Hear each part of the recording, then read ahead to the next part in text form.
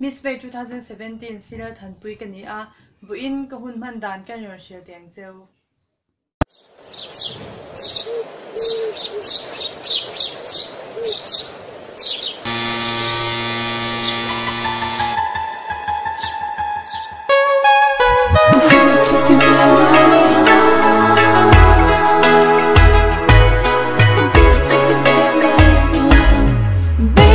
con mình phải tu cho gặp hal thay mất lâu thế gặp ba ngày lệ đủ xia thế chuyện non nhưng ai tội lâu mình đủ toàn có đủ chết thì về mấy lần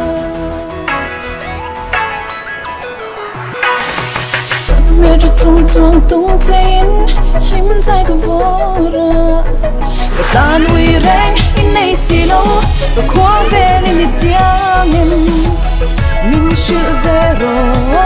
ít quá về cần đi về em.